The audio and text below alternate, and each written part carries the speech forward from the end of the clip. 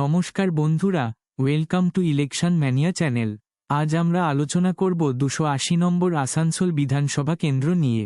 2014 সালের লোকসভা নির্বাচনে এই কেন্দ্র থেকে তৃণমূলের প্রাপ্ত ভোট 30.34%, বিজেপির অপ্রাপ্ত ভোট 41.89%, বামফ্রন্টের প্রাপ্ত ভোট 18.21% এবং কংগ্রেসের প্রাপ্ত ভোট 3.65%।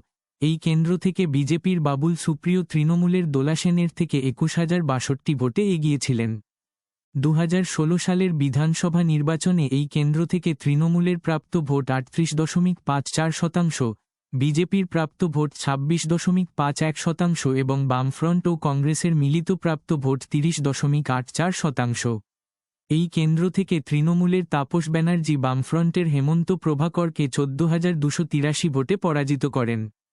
2019 সালের লোকসভা নির্বাচনে এই কেন্দ্র থেকে তৃণমূলের প্রাপ্ত ভোট 29.32%, বিজেপির প্রাপ্ত ভোট 56.4%, বামফ্রন্টের প্রাপ্ত ভোট 7.38% এবং কংগ্রেসের প্রাপ্ত ভোট 1.6%।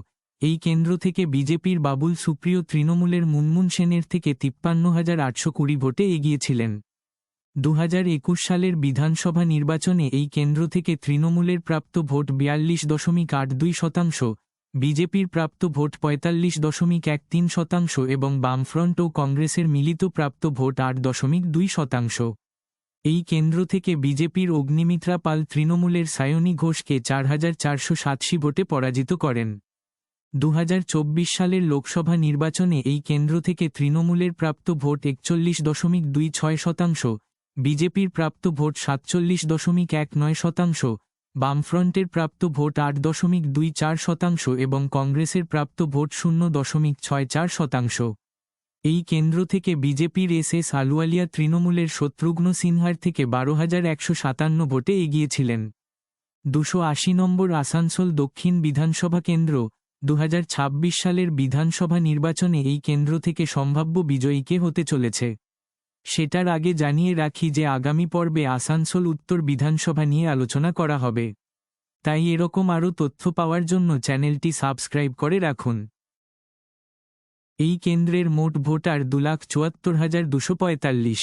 এই কেন্দ্র থেকে তৃণমূলের সম্ভাব্য প্রাপ্ত ভোট 41.7% ও বিজেপির সম্ভাব্য প্রাপ্ত ভোট 46.82%। 280 নম্বর আসানসোল দক্ষিণ বিধানসভা কেন্দ্র। 2026 সালের বিধানসভা নির্বাচনে এই কেন্দ্র থেকে সম্ভাব্য বিজয়ী হতে চলেছে।